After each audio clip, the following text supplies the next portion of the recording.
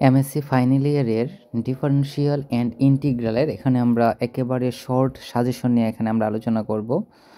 তো প্রথমত আমি বলে রাখি, এই ডিফারেনশিয়াল অ্যান্ড ইন্টিগ্রাল ইকুয়েশনে আপনাকে কিন্তু নিয়ম ফোকাস করতে হবে।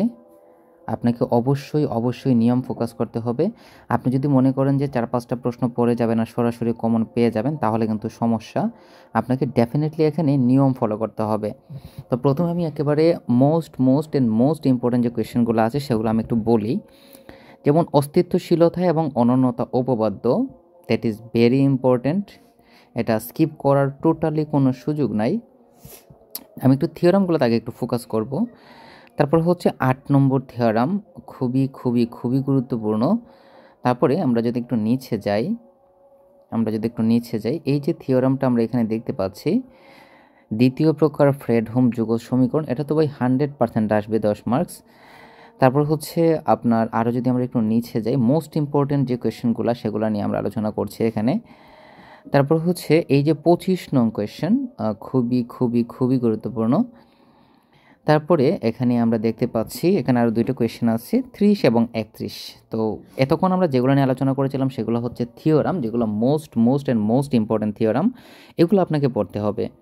তারপর হচ্ছে যে পিকার্ড নিয়ম বা পিকার্ড পদ্ধতির সাহায্যে একটা ফাংশনের আসন্ন মান নির্ণয় করা রিলেটেড যে কোয়েশ্চেনগুলো আছে সেগুলো থেকে একটা কোয়েশ্চেন আপনারা 100% পাবেন।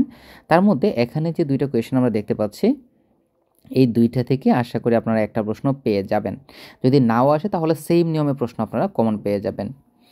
আদিমান সমস্যার এখানে যে প্রশ্নগুলো আছে এগুলো একটু দেখে যাবেন, যে কোনো একটা প্রশ্ন এখান থেকে আসতে পারে। তারপরে আমরা যদি একটু নিচে যাই, এই কোয়েশ্চেনটা একটু দেখেন, মোস্ট ইম্পর্ট্যান্ট। এটা পরীক্ষাতে আসার সম্ভাবনা অলমোস্ট 99%, ভেরি ইম্পর্ট্যান্ট এটা। তারপরে দেখেন এইটা বাদ, এই প্রশ্নটা মোটামুটি 100% বলা যায় পরীক্ষাতে আসবে, খুবই গুরুত্বপূর্ণ এই কোয়েশ্চেনটা। তারপরে আমরা যদি এই কোয়েশ্চেনটা একটু দেখি, এটা 4 মার্কসের জন্য খুবই গুরুত্বপূর্ণ। তারপরে দেখেন এখানে এই যে আইগেন মান, আইগেন ফাংশন, এখানে 3টা কোয়েশ্চেন আছে, আমরা একটু দেখি। 18, 19, 20 এই 3টা সেম নিয়মের প্রশ্ন।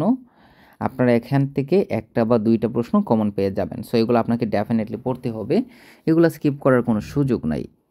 তারপর দেখেন এই 21 নং প্রশ্ন, এটা 4 মার্কসের জন্য খুবই গুরুত্বপূর্ণ।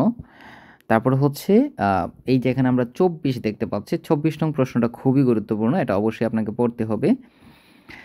তারপরে হচ্ছে এই যে 27 নং প্রশ্ন, যেটা সমাধানটা সুস্থিত নাকি অস্থিত এরকম একটা বিষয়। গ্রিন ফাংশনের 2টা প্রশ্ন, তার মধ্যে এই প্রশ্নটা বেশি ইম্পর্ট্যান্ট। গ্রিন ফাংশন থেকে একটা প্রশ্ন সাধারণত প্রতি বছর এসে থাকে। তো এগুলো যদি আপনারা পড়ে যান আশা করি মোটামুটি একটা কমন পেয়ে যাবেন। আর যারা ফুল সাজেশনটা ফলো করতে পারবেন তারা আশা করি সম্পূর্ণই আনসার করতে পারবেন।